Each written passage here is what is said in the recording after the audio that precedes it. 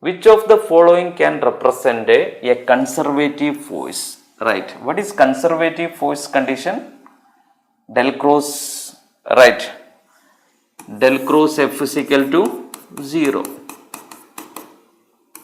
Previous question we seen position vector.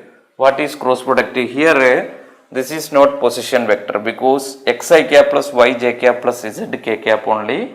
So this is not in the format, but this is representing position vector. We know del cross r is equal to 0.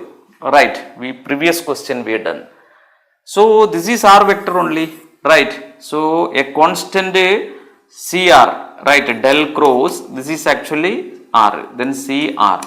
Then C you can take out, del cross R, you know, 0, right. So that means this represent a conservative force. That means its del cross is conservative condition is curl should be 0.